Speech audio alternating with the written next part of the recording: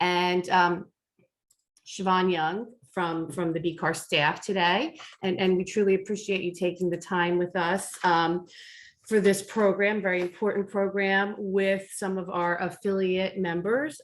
We called the program Did You Know? Because we're doing home inspections, mold prevention, and mortgages. So before we begin, I just have a few brief housekeeping announcements. Please keep yourselves on mute. I believe everybody is doing so, and we appreciate that. Please feel free to put your camera on. We'd love to see you. No requirement like there is with CE, but it's fun, and it's probably better for the instructors to see faces. Thank you, Kelly. And if you have questions, we are taking questions at the end of the program. So each speaker is going to have about 15 minutes to discuss their topic. And if you have any questions, please put them in the chat box. And then we're going to have a 10-minute Q&A at the end of the program. And we will read out the questions to the instructors. We also are taping this program, and we will be sending the recording along with all of the PowerPoints and materials you'll see to all of our members after the program. And before we begin, I just wanted to let you know who our speakers are. We do have Eric Schardinger. Eric, was that correct? Okay. That's close enough. Yeah. Okay, thank you. From Eagle Inspections, LLC. We have Rick James from Environmental Mold Solutions. And we have Ralph Cirino from Univest Home Loans. So thanks, everybody. We're going to start with Eric, and I'm going to mute myself out. And thanks, Eric. All right. Thank you so much. I'm going to run down real briefly. My name's Eric. I'm with Eagle Inspections. We're a full-service home inspection company. We do home inspections, termite, radon testing, sewer line scoping. We try to take care of as many of the inspection needs as you can squeeze into one inspection. We've been doing it a really long time. I've got 7 inspectors with the guy in training right now. We're soon to have 8. So we have tons of availability and flexibility. So we're just here to help. I'm going to start out real quick with my presentation. It's the 10 most common things. It's a little bit of a longer presentation, so I'm going to kind of read through it really quick. Some of it's repetitive, so I'll try to jump through that. I'm going to share my screen, and hopefully everyone can see it. And there she go. All right, so it's the 10 most common home inspection concerns. Let's see, there we go.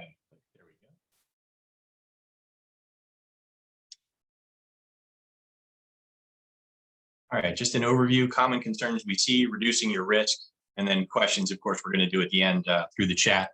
So if you have any questions, I know they're going to read them at the end, but if you have questions, I'd recommend kind of putting them in the chat ahead of time so you know your question is going to be answered. So definitely throw that in there. Now, a lot of the concerns that we usually have are typically regarding roofing, chimneys, structural concerns, electrical issues, plumbing, heating, cooling, wood deterioration, which could be rot or termites, fire safety, and water penetration are some biggies too. So sometimes we see things your customers never see. The gentleman who bought this roof is actually a home inspector, a friend of mine. Does this roof leak? This is a terrible looking roof, but it did not leak. The customer inside the house had no idea how bad his roof was.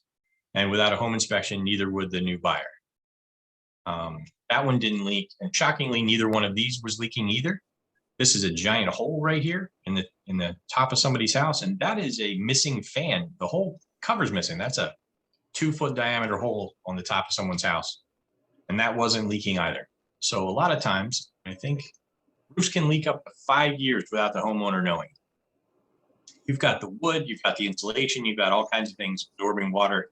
And if the customer doesn't see a stain inside their drywall, they're not going to bring it to their attention. Nobody climbs in their attic to see this except for the home inspector and maybe a roofer if he's trying to sell you a roof. Sometimes the owner does know. We climb up in the attic and there's some buckets. He obviously knows. He may not have put it in his disclosure statement, but the buckets kind of give it away. He kind of knew. Now, roofing, there's a ton of things that we check. We're going to educate the customer and make sure they know the age of the roof, We're going to point out flashing issues that might have some rust.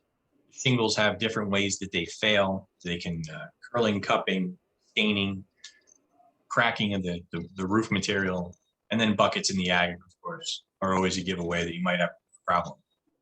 Picture on the left is actually a cracked shingle. That's a shingle defect. It's actually a defect from the manufacturer. The shingle, we see that all the time.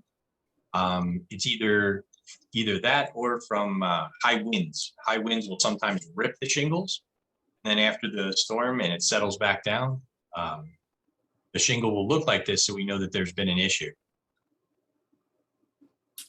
What we do when we check a chimney, home inspectors can't see inside chimneys. There's actually a separate inspection that people get. That's a level 2 chimney inspection.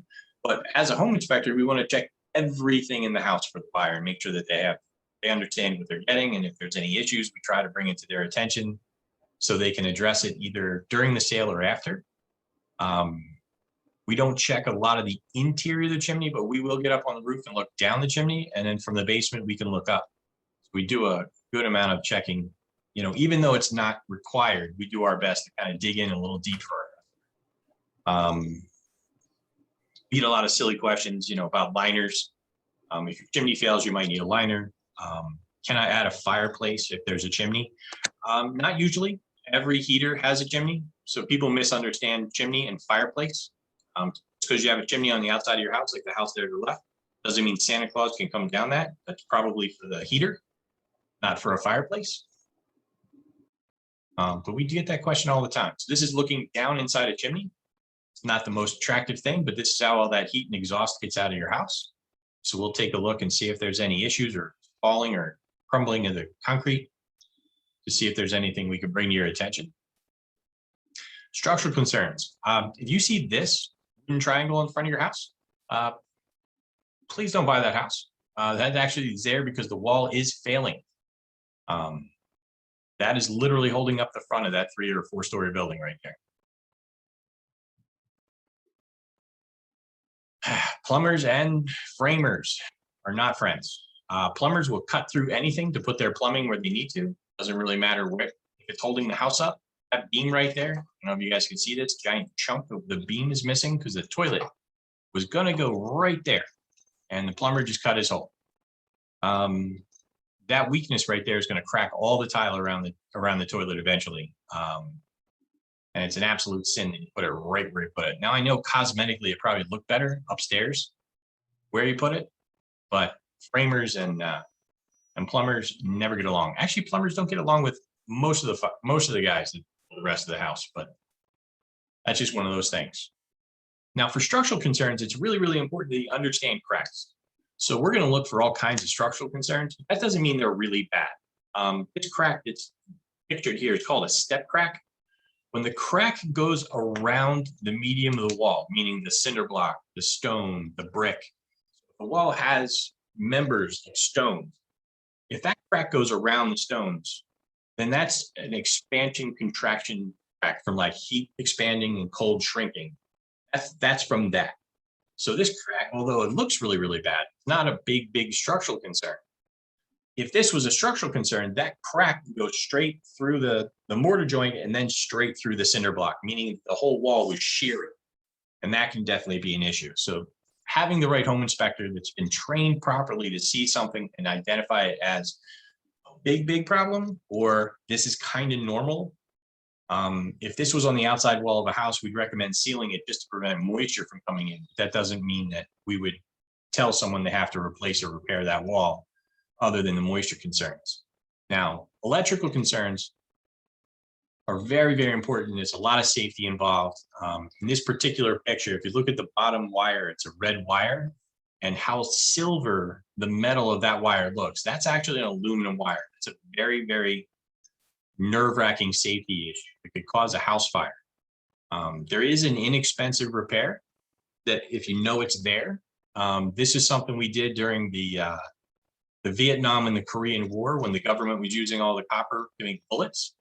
It took it away from us residential folks, and we were building our houses out of aluminum, and we were putting aluminum wire in because it's a great conductor of electricity, but it doesn't have a muscle. It doesn't have a memory So what'll happen is that wire sometimes will move out of the connection and cause some heat and some sparking. So it's a minor looking thing, that little tiny silver wire. I don't know if you guys can see my mouse on the screen, but that little silver wire can definitely cause some issues. But if you know about it, it's an inexpensive repair that an electrician, a good electrician, can definitely fix. You do have to watch the electrician. Some guys will see this, you got to wire your whole house over again, and that's not necessarily true. And then we got some creative wiring where they just wanted to plug something in and they pulled the end of the wire off. If you see this, just unplug that, please. That's going to cause a fire really fast. This guy right here, they just stuck a wire right into the outlet. It's kind of something my grandfather would do. And there's a reason we don't let him do anything. So you definitely don't want to do that if you can avoid it. Outlet's too close to the water.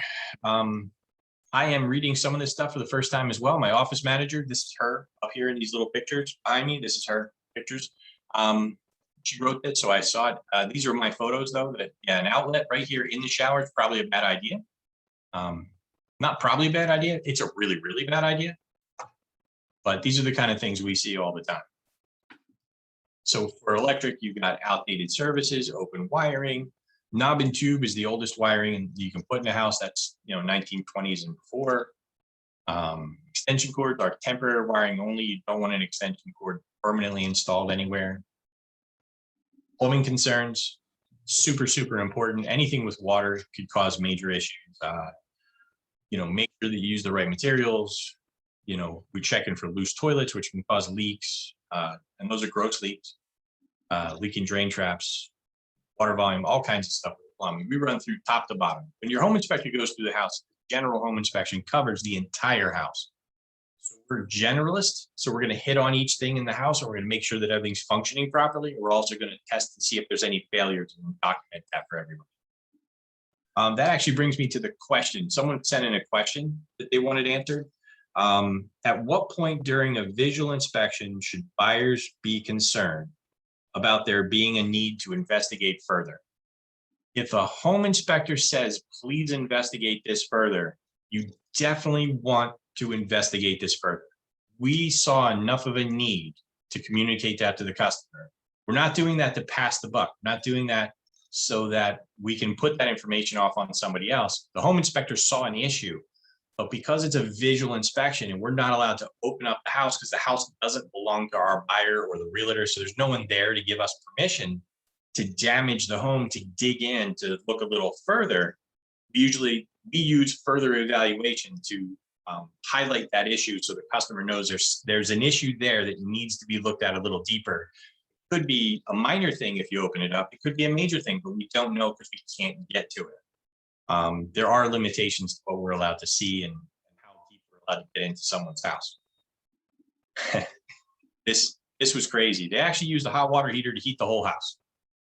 There's actually a pump added on their hot water heater, and it's heating the radiators and the baseboards in the house and the hot water at the same time. Very inventive, but that is not going to work. But this is one of those things that if you're a realtor or a non-home inspection construction person, you see this, you're like, oh, what's all the pipes? I see this and I just start giggling because this is insane that someone would even try this. It's very creative, but boy, oh boy, such a bad idea. Oh yeah, I remember this house. This was up in Northeast Philly off of Common Avenue. This is what it looked like when we called it out in the inspection. We said you need to fix the tiles, and this is how they fix the tiles. The wonders of duct tape. Ta-da! You can fix anything with duct tape. I don't mean that. You can't fix this with duct tape. That's a bad idea. Heating and cooling. Now, you can always ask us detailed questions on any of these things. These are just pictures we wanted to show you guys to illustrate what we do. So we check all the systems, make sure everything's operating, make sure there's no operational issues, make sure the system is safe to be operated. We run through the whole thing. Wood deterioration, you can either have rot, where you have water damage and water is deteriorating the wood, and that's very specific how it deteriorates the wood, or you could have wood destroying insects or termites doing their thing to the wood, and that's also very specific. So a trained home inspector can tell the difference pretty easily. And there I just jumped ahead of myself. Or grading, where you're getting moisture in, moisture penetration, because wood is very susceptible to moisture damage. And then, of course, termites. Fire safety. I can't tell you, please, please, please don't put a key lock on your outside doors. If you need a key to get out of your house, it is not safe if, God forbid, there's a fire. If you left your keys back in the other part of the house and there's a fire and the only way out is to have the key to get out of the door, that's not safe. I know people don't want to put the thumb locks in because someone could break the glass and just unlock the door, but it's so much more important that you're able to get out of the house. We test all your smoke detectors, which are really, really fun to do if we're not super tall. We do have one home inspector who's 6'7", so he can reach all of them, but I have a little trouble sometimes. We check all your garage doors. There's 2 safety features on a garage door we check, the safety reverse, and then there's also a tension reverse we check as well. Some water problems are super obvious. These people have a pond in their backyard. So a pond up against your house is definitely a water problem. Whereas this one was just as much water in the basement as the other one, but it doesn't look like it's a big deal. They're not getting the roof drains away from the house. They've actually created a trough next to the house that every time it rains, this trough fills up. The next day when it's dry, it looks nice. But during the rain, this little trough, this landscaping area just fills up with water and then put water in the basement every single time it rains. Reducing your risk. As realtors, you want to make sure that you're using a home inspection company that's going to help protect you. You want local people that know the local housing stock, because the houses here are different than the houses in Arizona and California and up in the mountains. They do things differently. Even in Jersey versus Philadelphia and Bucks and Montgomery counties, the houses are different. Like, you're going to have basements here. You're going to have crawl spaces in South Jersey. It changes very, very easily there. Obviously, we need errors and omissions insurance, just like the realtors do. And then a thorough understanding of your needs. That's a little vague. That just means that I am, or was, I'm sorry, the right way to say it was a licensed realtor. So I understand the needs of the realtor. So when I train my home inspectors, I train them to stay in our lane. So we stay in the home inspection lane. We don't comment on real estate stuff. So if someone asks us a question about a piece of property or whether we should buy it or not, or that kind of stuff, that's outside the home inspector's wheelhouse. That's not something we should be commenting on. Our job is the house. And I got through it. Oh my God, totally got through it. So that is real quick in a nutshell, faster than I thought it was going to be, to get through the photos of some of the things that we see on a regular basis, doing inspections in and around Bucks County, Montgomery. Most of my inspectors live and work in Bucks County, but we cover all the other areas as well. So let me just there so we can see everybody again. There we go. Oh my God, I did it. Am I still sharing my screen? You are not, and Yes. right on time. Thank you, Eric. Oh, you're welcome. I can build you a house, but I'm just shocked I got through the computer stuff without messing it up. I hear you. And our next speaker is Rick James from Environmental Mold Solutions. Thanks, Rick.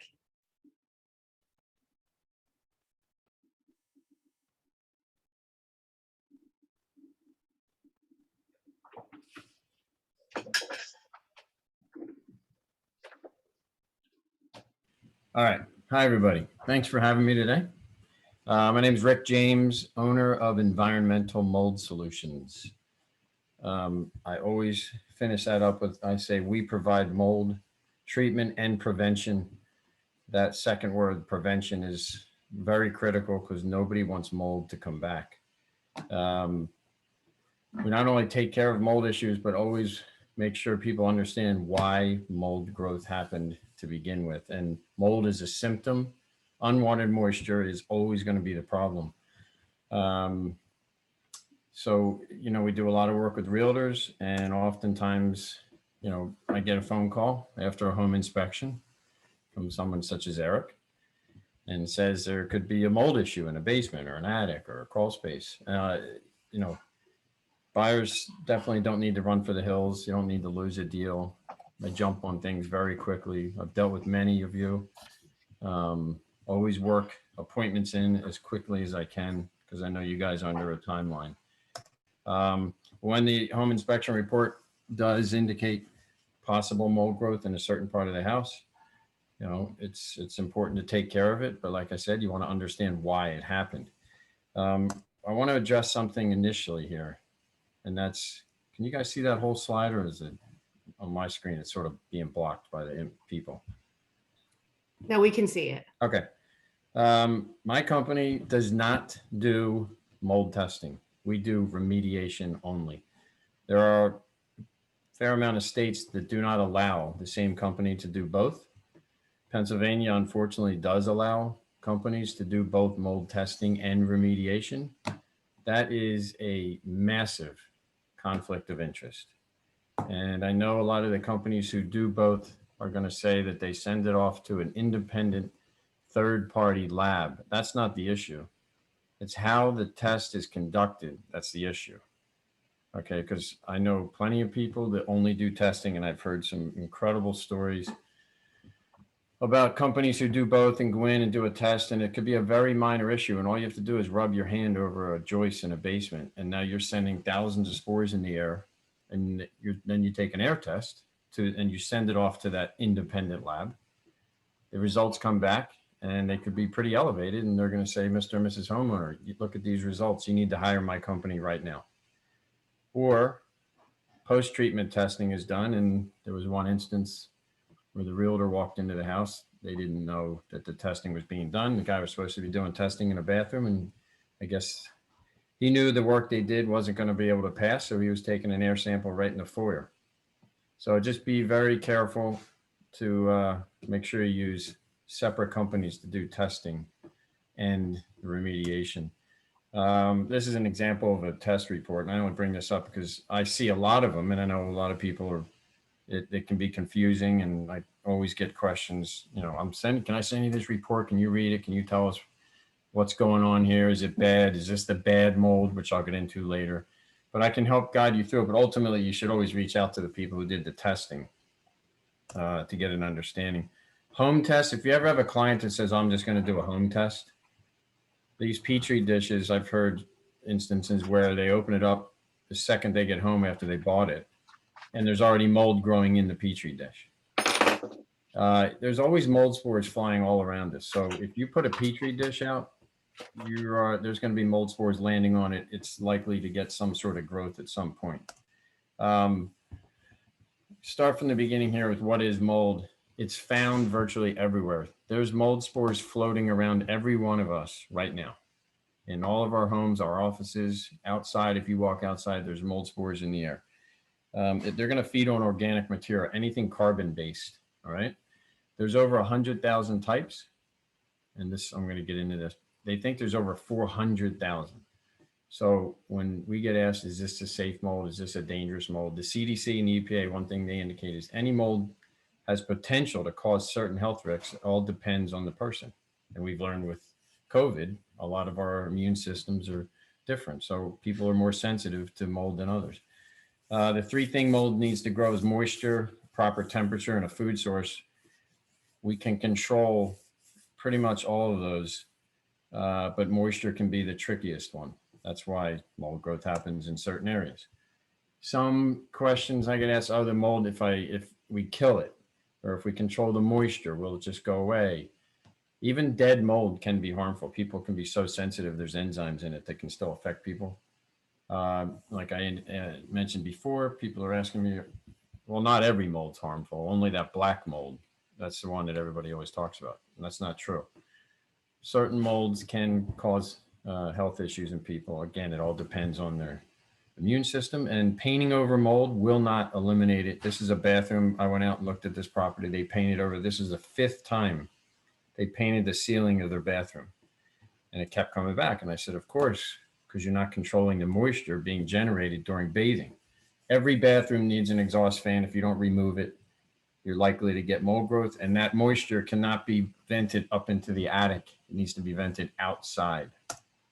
The health issues, the reason why mold allergies, which I have, can be a little tricky to determine. They're very similar to other allergies that people may have to pollen or certain hay fever or grasses or whatnot.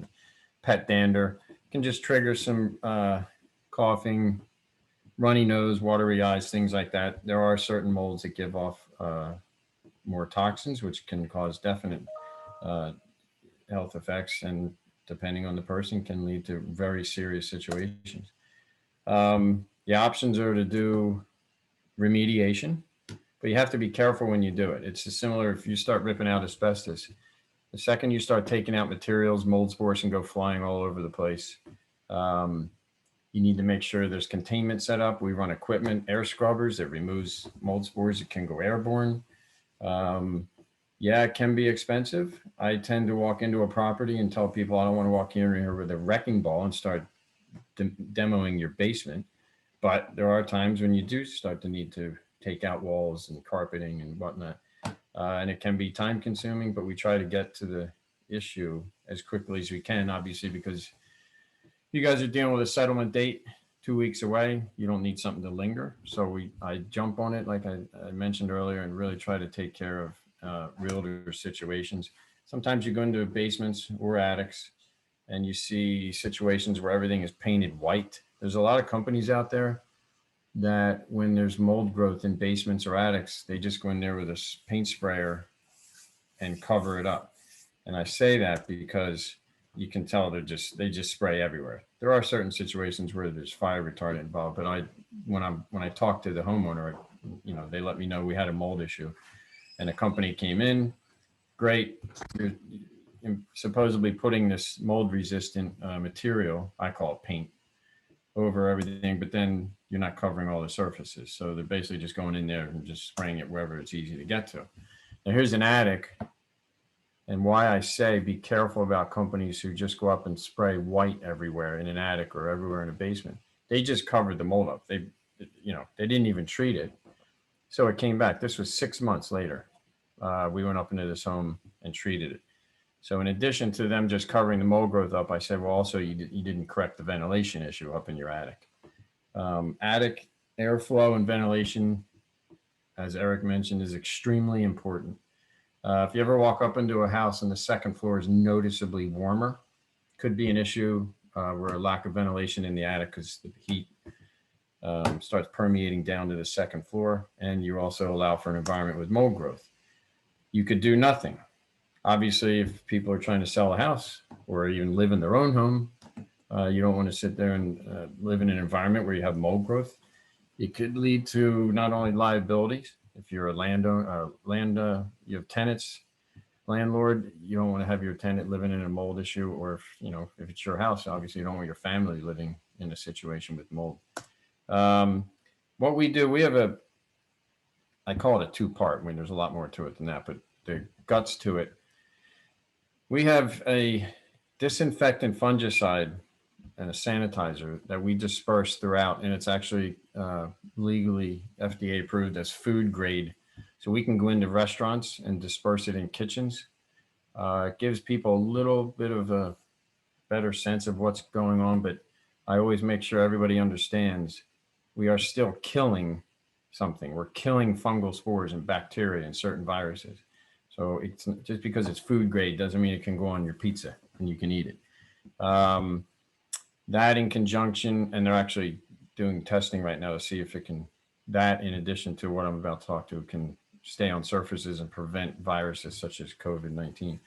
Then when we're all done doing our treatment, the very last step, we apply a sealant that is clear. We're not covering it up. And it has a polymer that's moisture activated, and it has copper and silver in it. Two great metals to help prevent not only mold growth, but they actually disinfect. Copper naturally disinfects water as it's running through it in your pipes.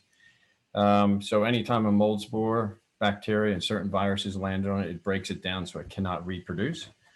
When we walk into a property and we treat it, and I apply this sealant, we guarantee, even if you don't fix the ventilation in your attic, which I would never recommend to not do, even if you don't run a dehumidifier in your basement, even if you don't correct the grading outside, we still guarantee against mold growth on treated surfaces. There is not another company out there that has my guarantee. I've read them all. Nobody can touch it. We try not to remove or dismantle materials unless they're obviously compromised by moisture. But like I said, we often do. I mean, if there's water intrusion in a finished basement and drywall got wet and carpeting, and Other materials, yeah, they have to come out. Our products that we use are non-staining. We've dispersed them, and this guy had about 40 guitars and was going mental about how I was going to react to it. And luckily at the end, I knew it would, but he was happy. We try to make it a lot less invasive.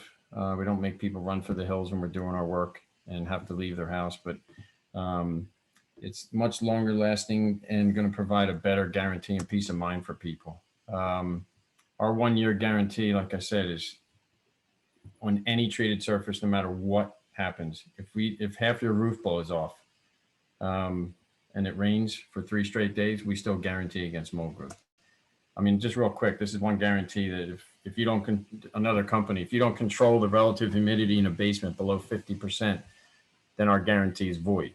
Well, most mold's not going to grow below 50%, so that's sort of a pointless guarantee. And I've had a lot of people call me up where their company just said, yeah, you didn't control the moisture or make necessary changes, so our guarantee is void.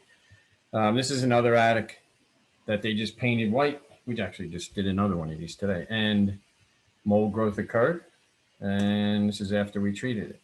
Now, once again, we apply our sealant, but I always stress you need to improve the ventilation in an attic. This is, an attic that's not painted.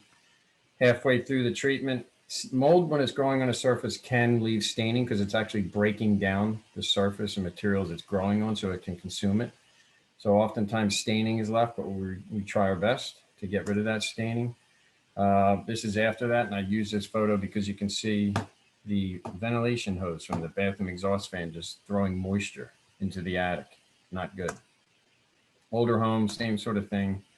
Mold on decking just due to a lack of ventilation after we treat. In a basement, this tongue and groove subflooring, a lot of times they used it in the 50s, 60s, and into the early 70s. This stuff, I don't know what they decided to do with it after they cut it up into the usable pieces, how they stored it there or when it was shipped or stored it on site. It almost always has mold growth, and it has nothing to do with the people who lived in the house. It's just there probably from when the house was built. But we can take care of it. That's an after photo. A lot of times mold isn't going to grow because of water intrusion. This is on just the backside of drywall and some of the studding because they weren't running a dehumidifier. And then you're going to get mold on surfaces. But that's because that's not due to a water intrusion issue. We can wipe those surfaces. Sometimes, obviously, this is wood paneling that got affected. That had to be all taken out. I'm cruising through this a little bit. Something realtors you guys can do when you go into a basement. If there's a finished basement and there's closet doors, open up the door and look down low. You'll see an amber colored growth. It's pretty common because of there's not much airflow in a closet. Obviously, the door doesn't have to be thrown out. That can be cleaned. This is a bathroom that has an exhaust fan that's obviously not working. If there's mold growth on the ceiling or upper walls in a bathroom, you need a new exhaust fan, or sometimes it needs to be relocated. The biggest thing is about moisture control. Every single basement and crawl space needs a dehumidifier, and it needs to be set below 50%. If you don't keep the relative humidity below 50%, you're going to have issues. And one thing about, I go into some crawl spaces and there's vents where people leave their bath or basement windows open. If you have a dehumidifier running in your basement or crawl space and you have outside air coming in, for instance, and I live in Doylestown, I would be trying to dehumidify Doylestown. You want windows and vents closed so that your dehumidifier can work in a contained environment and keep the relative humidity below 50%. That's the biggest issue. This is just a little, when you see these humidifiers on HVAC units, this is what they often look like inside. So be careful about that. Anyway, I know I'm running out of time here, but I will take some questions at the end, and anybody who has them, feel free. All right. Thank you so much, Rick. And now on to our final speaker of this program. It's Ralph. He's Ralph Cirino, and he is with Univest Home Loans. Thanks, Ralph. Hello, how is everybody? Thank you so much for having me. Let me just get my screen up here. Okay, so what I thought I'd do today is actually go through a sample pre-application worksheet. This is something that we typically do when we do pre-approvals for someone, and this pre-application worksheet accompanies the pre-approvals. And so you can see at the top, it has the various details about the transaction, where the property is located, the monthly payments, and then it gets into the body of the closing costs. Now, one of the things I wanted to mention about closing costs is that since the formation of the CFPB, which is the Consumer Finance Protection Bureau, one of the things that they require us to do is to initially provide a loan estimate. They call it the LE, and that's done within 3 days of the application being filed. And 3 days prior to closing, we also have to do a CD, which is a closing disclosure. And that closing disclosure should pretty much match up with the initial loan estimate that was done in the very beginning. There are sometimes there are some differences, but if your originator is doing a good job of providing that upfront LE, then there shouldn't be a lot of difference, and everybody should be happy at the table. As you can see, under loan origination charges, there are a lot of different ways that lenders provide this information. We actually do just a loan origination fee. But there are some lenders out there that do an application fee, a processing fee, an underwriting fee. I've highlighted this in yellow because the loan origination fee is something that actually affects the annual percentage rate on the loan. And anything that you see beyond this is also going to identify that as something that affects the annual percentage rate. When you go to the discount points, I've highlighted the little dollar figure. There wasn't discount points on this. A discount point is a fee that is utilized to buy down the rate of interest. It's actually a bona fide cost of buying down the rate of interest. So when you see somebody that has let's say a 2 5/8 rate of interest, but then there's 1.5 discount points involved, that's the actual cost to buy that rate down to 2 5/8. And that is a fee that affects the annual percentage rate on the loan.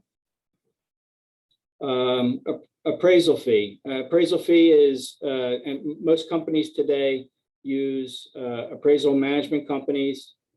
Those appraisal management companies usually have a contractual rate that they charge for different types of appraisals that are done.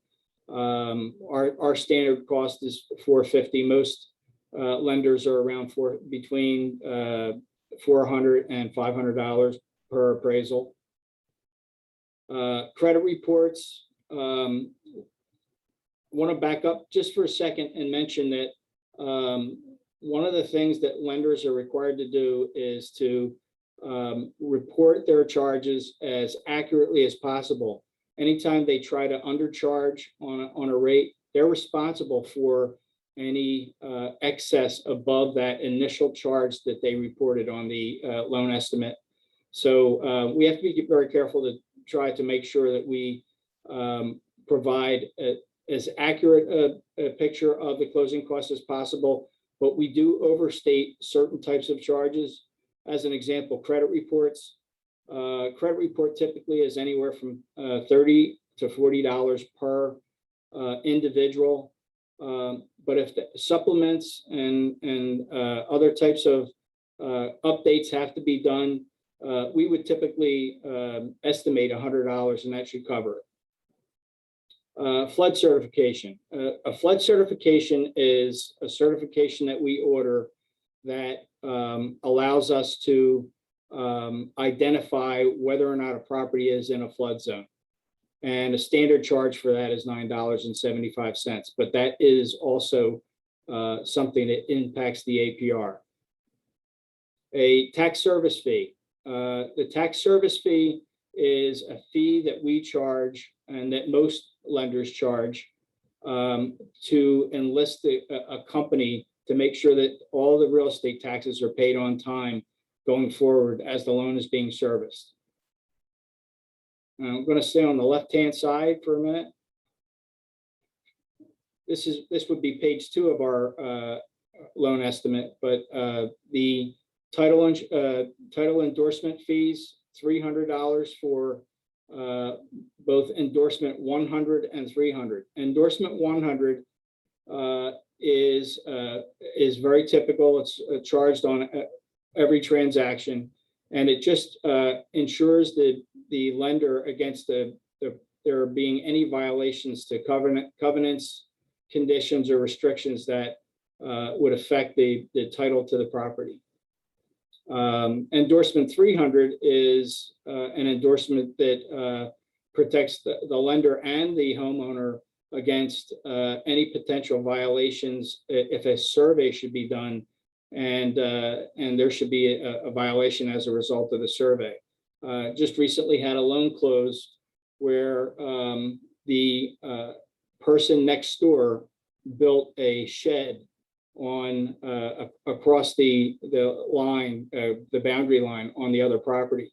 And there was a very big suit with regard to that because they wanted the shed to be moved and the other person didn't want to move their shed, and they actually lost around 4 or 5 feet of what they considered to be their yard. So that survey endorsement is very important. Okay, recording fees and transfer fees. Recording fees are for the recording of a mortgage and a deed, and is typically a charge that's based on the number of pages that are being recorded. So in this case, we estimate $301.50. Transfer tax is for the transfer of title, and it's typically 2%. Split between a buyer and a seller. You will find that there are certain municipalities that have their own charge. Philadelphia is a pretty expensive city as far as transfer tax. Their transfer tax, I believe, is 4.28. I'm not exactly positive, but the City of Reading is 5%. If anybody's ever done any transactions out in Berks County, but there are certain townships like Radnor Township and Tredyffrin Township that have their own charges that are added to the closing costs. And to the top of the right side. Okay, prepaids. Prepaids are charged. You typically would have a prepaid interest, which goes from the day of settlement until the end of the month. So if you have a closing for a property that's closing on the 15th of the month, there would be 15 days of interest charged to the end of the month. And that's because interest is charged in arrears. So because if a person closes, let's say today, 8/17, their first payment will not be due until October 1st. So we have to collect the interest to the end of the month, plus the next month we would collect their September interest with their October principal. Hazard insurance. Hazard insurance, we collect one, for those of you that don't know this, you have to pay a full year's premium in advance for hazard insurance because they're going forward, they're going to insure the property for a year.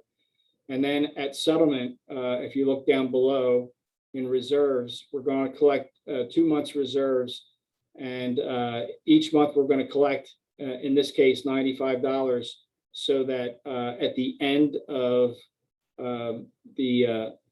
at the next renewal date, we'll actually pay the premium for that for the hazard insurance. This was an insured loan, so mortgage insurance is collected in this case. So we would collect 2 months worth of mortgage insurance. This is a 90% loan, so the mortgage insurance is, I believe this was a 0.56 premium. So the mortgage insurance was at $168 a month. Additionally, we obviously collect taxes, and in this example, you have 2 months worth of taxes being collected in reserve. Plus, you'll down below. I'm not sure why it's not broken out separately, but you'll see that we also collect an additional $4,500, so that we have a full 12 months worth of taxes under additional settlement charges. Okay, and there's also what's called an aggregate adjustment. We are only allowed to have a maximum of 2 months in reserve. So when we make all the adjustments necessary as far as the tax escrows, there's an aggregate adjustment that is made, and it typically is a reduction of approximately a month and a half or 2 months worth of taxes that are collected at settlement. Closing protection letter is with the title company. The closing protection letter actually protects the lender from any issues that are created by the title company. As an example, if there was a misuse of the mortgage company's funds by the title company, that closing protection letter actually protects us against that. Electronic service fee is just a miscellaneous fee that is typically charged for wiring of funds. Notary fees are typically collected by the closing agent for the notaries that are done of the mortgage and the deed and other documents that the lender may have. Settlement fee is typically a fee that is can be charged by the title company, and sometimes is charged by the lender, and it does affect the APR. We do not charge closing fees, but we have to disclose it so that we're not liable for it. Tax certification fee is a fee that's paid so that the title company can get their various tax certifications to make sure that they have the accurate tax information at settlement. And then there's, again, a wire transfer fee. That, again, is an additional fee used for the potential wiring of funds, whether it's for payoffs or for the transaction itself. You have owner's title insurance and lender's title insurance. The owner's title insurance insures the owner from any potential issues that arise as a result of claims that are made prior to closing. And likewise, the lender's title insurance insures the lender, not the owner, but insures the lender against the same thing, to make sure that there are no potential issues. And then when you go down below on this estimate, you'll see that the total closing costs and estimated reserves and prepaids are a big chunk of the total cost of this transaction. And down below, highlighted, is what that person would have to come to the table with. But you're talking about a little over $16,000 in closing costs. And that is really about it.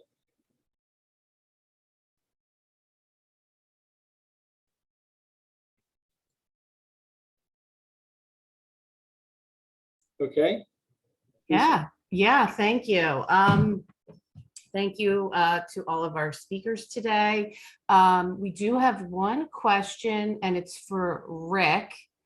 It's from Linda Crane, but she had to duck out because she's having internet problems. But I can send you her email address, but she said the question might be good for everybody. So I'm going to say it out loud, and perhaps everybody will benefit from the answer.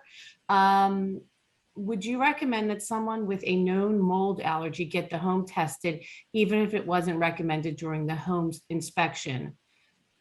Likely the home inspector doesn't pick up on all exposures. You know, so I get asked all the time, how do I know if there's mold growth behind my finished walls or in my, I mean, you know, if you can't see anything, If you feel like there's an issue and you might have symptoms that are being caused by a mold issue, yeah, then I would recommend having some testing done. Then you get a better understanding of what the environment is that you're living in. Okay. I know people who have kids with asthma, they get their homes tested once a year, just to make sure what's going on, whether they feel like the kids are showing any symptoms or not. Okay. And that is it, unless anybody has any further questions. Okay. All right. Well, we want to thank you, especially you, Eric, Rick, and Ralph, for taking your time today to speak to our members. And we want to thank you, our members, for attending this program. As a reminder, it will be sent out to all members later today or tomorrow, along with the presentations. And thanks again, and check out for our next free education program at the end of September on Realtor safety. Thanks, everyone. Have a great rest of your day. Thanks, Thank you. Eric, Ralph, and Rick.